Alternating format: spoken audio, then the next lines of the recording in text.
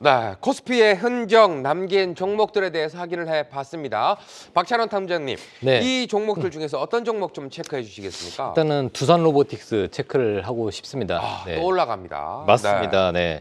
두산 로보틱스. 이제 좀 멈추면 될 것 같은데 계속해서 올라가고 있습니다. 로봇들이 자꾸 올리나 봐요. 네. 맞습니다. 일단은 그 두산 로보틱스 같은 게 왜 오르냐? 첫 번째로는 기관 수급이 굉장히 좋고요. 지금 현재 K200 특례 편입에 따른 이 패시브 자금 유입 기대감에 일단은 기관 수급이 계속 이어지고 있습니다. 기관 수급 중에서 여러분들 좀 특징 있게 봐야 될 부분은 연기금의 매수세가 계속 유입이 된다고 보실 수 있고요. 연기금이 만약에 순매수를 계속하고 있는데 순매도세로 전환을 한다. 그러면은 일단은 상승이 잠깐 멈출 수도 있습니다. 그래서 여러분들이 그냥 기관 수급 중에서는 일단 연기금 수급을 먼저 체크를 좀 해주셔야 되고요. 이 종목은 곧 의무 보유 등록 해제 물량이 있습니다. 그러니까 보유해소 물량이 곧 해제가 되는데 12월 5일 앞으로 며칠 안 남았습니다. 다음 주 정도에는 약 44만 주 이상의 물량이 좀 나올 수 있는 부분 우리 시청자님들께서 좀 체크를 좀 해주시고요. 이 두산 로보틱스 같은 경우는 협동 로봇 쪽에서 굉장히 강점을 지니고 있습니다. 협동 로봇 하면은 여러분 간단히 생각하시면은 공장에서 뭐 볼트를 조이거나 일단은 물건을 조립할 수 있는 그런 로봇팔을 생각을 하시면 될 것 같습니다. 그래서 그런지 국내뿐만 아니라 해외 유명 도요타 기업들도 두산 로보틱스의 협동 로봇 이런 부분을 수입해서 좀 쓰고 있습니다. 자, 또 중요한 것은 이제 토크 센서 방식하고 중력 보상 기술을 가지고 최고 순위의 그 제품 성능을 보유하고 있기 때문에 제품 경쟁력이 높고요. 또 중요한 거는 이제 실적이 더 좋아지려면은 거래처를 많이 확보해야 되는데 기존의 이제 거래처보다 22개 거래처가 더 늘었고요. 올해는 100개 이상의 거래처를 확보할 것으로 보고 있습니다. 그리고 지금 앞으로 협동 로봇 시장이 계속 성장을 하는데요. 첫 번째로 특히 우리나라에서는 첫 번째로 중요한 부분이 고령화가 빨리 진행이 되고 있고요. 두 번째는 출산율 저하로 인해서 노동인구가 급격히 감소하고 있습니다. 그렇다면은 앞으로 대안은 이런 로봇주들, 특히 협동 로봇을 이런 그 협동 로봇을 생산하는 기업들이 앞으로 좀 향후 성장성이 있겠죠. 그리고 또 마지막으로 지금 두산 로보틱스 같은 로봇주들이 최근에 관심을 많이 받았습니다. 레인보우 로보틱스도 며칠 전까지 급등을 했었죠. 이렇게 로봇주들이 관심을 받은 거는요, 정부 지원도 한몫했다고 보고 있고요. 정부에서는 또 로봇 관련해가지고 교육용으로 로봇이나 앱 이런 쪽에 또 투자를 많이 한다고 했고요. 내년 3월부터 이런 부분에 있어서 시행을 한다고 했습니다. 그러니까 정책 이슈 그리고 실적 성장, 그 다음에 사회적 현상 이 세 개가 결합이 되면서 두산 로보틱스 상승을 하고 있습니다. 자, 그러면 두산 로보틱스 차트를 간단히 보면서 말씀을 드리겠는데요. 마지막으로 한번 보시죠. 자, 일봉상으로 보면은 어디에서 매도해야 될지 모를 정도로 가파르게 상승하고 있는데 저는 일단은 60분봉으로 딱 이거를 압축을 해서 말씀을 드리면은 88,000원 부근이 꺾이면 안 된다. 이렇게 말씀드리겠습니다. 이런 기법에 대한 강의는 제가 이 방송 끝나고 자세히 설명을 하겠는데 일단은 88,000원이 꺾이면은 매물이 나올 수가 있습니다. 그래서 88,000원 부분이 지지되는지 꺾이는지 그 부분을 체크하시면 될 것 같습니다. 네, 계속해서 전태진 탐정 어떤 종목 체크 좀 해주시겠습니까? 네, 저는 뭐 아무래도 반도체 하면 삼성전자니까 삼성전자 한번 말씀을 좀 드려보도록 하겠습니다. 자, 일단 SK하이닉스보다는 삼성전자가 좀 약한 모습을 보이긴 했어요. 우리가 근데 최근에 이 반도체 관련한 이슈들이 호재들이 계속돼서 좀 나오고 있습니다. 올 상반기를 좀 자세히 보자고 한다면 이제 뭐 챗GPT 열풍이 있었고 그리고 그다음에 이제 AI 그리고 이제 그 열풍이 HBM까지 넘어간 상태에서 최근에는 이제 온디바이스 AI까지 좀 확산이 된 모습들이죠. 이런 개별 호재들이 좀 나오면서 반도체 관련된 종목들이 계속 보였습니다. 일단 삼성전자가 내년에 갤럭시 S24에 이 온디바이스 AI를 적용하겠다고 밝히면서 이 관련된 테마들이 좀 움직임을 보여줬고요. 물론 이제 우리가 많이 쓰는 이 핸드폰을 넘어서서 이제 노트북에까지 이 온디바이스 AI를 관련된 제품들이 나올 것으로 보여지고 있습니다. 그래서 이 관련된 업종 산업들이 발전될 것이라는 데에는 의심의 여지가 없죠. 그렇죠. 삼성전자뿐만이 아니고 글로벌 반도체 기업들도 역시 온디바이스 AI 시장을 겨냥하고 있는 만큼 좀 좋은 흐름들이 좀 예상이 되고 있습니다. 글로벌 반도체 설계사인 퀄컴 같은 경우도 이제 온디바이스 AI에 최적화된 이 AP 신제품을 내놨고요. 경쟁사인 미디어텍 역시 AI 성능을 강한 제품을 내놨습니다. 두 회사 같은 경우가 이제 모바일 AP 시장의 점유율을 60% 이상을 차지하는 그런 회사들이고, 아무래도 이 온디바이스 AI 관련된 이야기들이 좀 강세를 보이면서 전문가 사이에서는 이제 온디바이스 AI 시장의 성장 속도가 더욱 빨라질 것이라고 전망을 하고 있는데, 글로벌 시장조사기관 GMI는 지난해 말 보고서를 통해서 이 온디바이스 AI 시장 규모가 2022년 50억 달러에서 연평균 20%씩 성장을 해서 오는 2032년에는 700억 달러, 그러니까 하나로는 약 87조 원 규모가 될 것이라고 밝혔고요. 아무래도 AI 기술 향상과 함께 적용이 올 들어서 급격히 된 만큼 성장세는 좀 더 가팔라질 것으로 예상이 되고 있습니다. 근데 삼성전자 같은 경우는 물론 이제 이 온디바이스 AI에 대한 부분들도 있었지만 최근에 그 메모리 그 반도체 업황에 대한 개선 기대감이 이제 슬슬 가시화되고 있는 모습들이 나오고 있고, 아무래도 모바일 메모리 가격 상승이 또 본격화될 것이라는 기대감도 역시 한몫을 해주는 모습입니다. 중화권을 중심으로 아마 올해 중반부터 부품 및 세트 재고 소진이 발생한 이후에 아마 10월부터 스마트폰 수요가 빠르게 회복되고 있고, 제일 중요한 점은 이제 거듭된 적자로 인한 이 재무 구조 관련된 현금 흐름에 타격을 입었던 메모리 공급자들이 이 판가 상승 의지가 좀 강경한 점도 주요 원인으로 우리가 분석을 좀 해봐야 될 것 같고요. 이에 따라서 모바일 메모리 제품의 판가가 24년 내년 2분기에 사상 최대치를 기록할 것으로 전망이 되어지고 있어서 관련된 이제 반도체 관련된 기업들은 좀 더 상승을 보여줄 수 있겠다라는 전 좋은 생각, 긍정적인 부분들을 보고 있고, 차트를 한 번 더 보고 말씀을 드려보면 삼성전자 같은 경우에 제가 이렇게 네모나게 쳐드렸지만 크게 본다고 한다면 이렇게 박스권의 흐름을 좀 유지를 해주고 있었습니다. SK하이닉스 같은 경우도 전고점을 돌파를 해주고 있는 모습들인데, 삼성전자는 아직은 조금 부족한 모습들이긴 하지만 72,300원대를 지지해주고 전고점을 돌파해준다라고 한다면 저는 추가적인 상승도 가능하다. 그렇다면 이 반도체가 이끄는 시장 코스피 지수들은 조금 더 긍정적인 흐름들이 나오지 않을까, 이런 생각을 한번 해봅니다. 자, 어떻게 보면 온디바이스 관련해서 이야기를 좀 해주셨는데 삼성전자야 뭐 대한민국 1등 주식이라고 좀 우리가 생각을 한다면 그 밑에 있는 온디바이스 관련주들 어떻게 좀 보고 계십니까? 일단 그 파생되는 하부 섹터들의 돈이 부품주들이 있겠죠. 네. 대표적으로 리노공업도 있을 거고, 지금 뭐 한간에 알려진 많은 분들이 아시는 종목을 치자고 한다면 뭐 리노공업이라든지 퀄리타스 반도체, 제주 반도체, 뭐 PCB 쪽으로는 심텍, 그리고 뭐 최근에 이미지스, 이렇게 여러 쪽으로 좀 이슈가 되면서 움직임을 보여주고 있는데, 온디바이스 AI 관련된 그 소부장 관련된 종목들은 어떻게 보면 지금은 이제 이슈에 따른 움직임을 보일 수 있다라고 판단이 되고 있지만, 전적인 반도체 업황의 그 장기화로 봤을 때는 결론적으로 이 소부장 관련된 종목들은 온디바이스 AI뿐만이 아니고 나중에 또 HBM, 엔비디아 이슈로 인해서 중장기적으로는 계속해서 좀 성장해 나갈 수 있는 충분한 그런 잠재력이 있다라고 판단이 되고 있습니다. 네, 알겠습니다.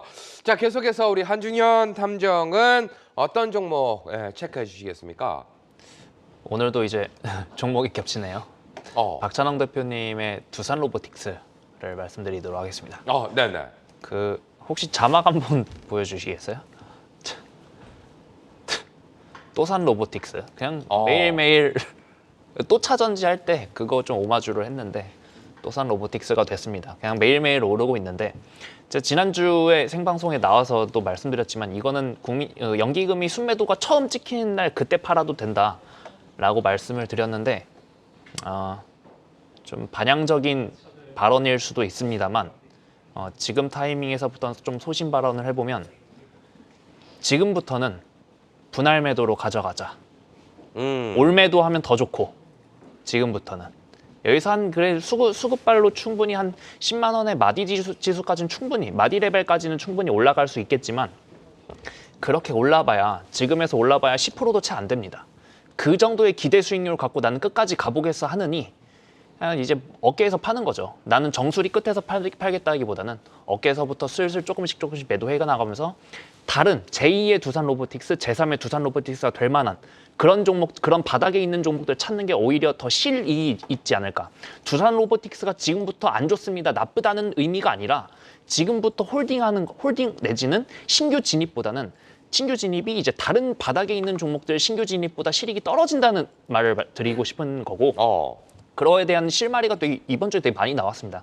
가장 대표적으로 최근에 좀 상장하다가 이제 큰 시세 이후에 좀 많이 조정받았던 종목들 중에 바닥에서 올라온 종목들이 굉장히 많거든요. 그중 가장 대표적으로 이제 큐리옥스 바이오 시스템즈나 크라우드웍스 이런 어쨌든 성장주라는 테마 안에 똑같은 포지셔닝이 돼 있는 그런 종목들이 바닥에서 많이 들썩이는 모습들이 보이고 있기 때문에 그런 종목들을 하는 게 실익 자체가 조금 더 있지 않을까라고 좀 생각을 해서 지금부터는 두산 로보틱스는 특히나 10만 원 부근부터는 분할 매도 관점으로 가져가자 좀 이렇게 말씀드려보고 싶고 네. 더불어서 로봇 테마주 전체적으로 그럼 어떨까요? 그거에 대해서는 더 강경하게 매도 의견을 말씀드리고 싶습니다. 제가 지난주에도 말씀드렸지만 지금 두산 로보틱스가 가는 거는 두산 로보틱스 혼자만의 이슈인 거지 두산 로보틱스가 가니까 로봇 테마주들이 이제부터 다 갈 거예요. 저는 그렇게 생각을 안 하는 게 당장에 일정도 없고 이슈도 없고 심지어 실적도 없습니다. 그냥 정책, 눈에 안 보이는 정책 그 하나뿐인데 그것만 믿고 지금부터 로봇 테마주 다 같이 갈 거니까 지금부터 매수합시다. 이런 얘기를 하는 거는 솔직히 부담스럽고 좀 이치에도 맞지 않는 것 같아서 지금부터는 조금 소신 발언이었습니다. 지금부터는 분할 매도 관점으로 가져가자. 이렇게 말씀드리고 안 그래도 여쭤보고 싶었거든요. 예, 로봇 관련해서 두산 로보틱스만 혼자 질주를 하고 있지 다른 로봇 관련주들 보면 오늘 흐름 어땠었나 이렇게 또 생각해 볼 수도 있었는데 소신 발언해 주셨고요. 자, 계속해서 코스닥의 흔적이 남아있는 종목 하이라이트도 바로 확인하고 오도록 하기 전에 잠시만요. 한번 확인을 해야 되죠. 우리 탐정님들 체크해 준 종목들 한번 보겠습니다. 박찬홍 탐정님은 두산 로보틱스 살펴주셨고요. 전태진 탐정님은 삼성전자를, 한준현 탐정님은 두산 로보틱스 연이어서 소개해 주셨습니다. 종목 하이라이트 다시 확인하고 오겠습니다. 대한민국 주식시장을 움직인 종목들을 소개하는 시간, 투데이 종목 하이라이트. 장중 꾸준히 오름폭을 키우면서 오늘 1% 넘게 오르며 마감한 코스닥 시장이었습니다. 시총 2천억 이상 종목 가운데 외국인과 기관의 코스닥 순매수 탑10들 종목들 순위로 만나볼 텐데요. 그럼 대한민국 주식시장을 움직인 투데이 종목 하이라이트 지금 바로 공개합니다. 먼저 10위는 외국인과 기관의 동반 매수세 전날에 이어 4%대 상승 마감한 신성 델타테크가 순위 열어줬고요. 4위는 에코프로입니다. 오늘 외국인의 매수 속 빨간불 지켜줬네요. 이어서 6위에는 최근 의료 AI 분야 해외 사업을 위한 업무 협약 체결했다는 소식 전했던 루닛이 자리에 있습니다. 3위는 비만 치료제 관련주 펩트론. 어제는 쉬어갔지만 하루 만에 10% 가까이 오르며 다시 환하게 웃어줬고요. 계속해서 종목 하이라이트 2위는 대규모 2차 전지 소재 클러스터를 조성한다는 소식에 힘입어 3거래일 연속 상승세 보여준 LNF입니다. 마지막 오늘의 1위는 HPSP네요. 인공지능 수요 증가 기대감에 5거래일 연속 외국인의 매수가 강하게 들어오고 있는 모습입니다.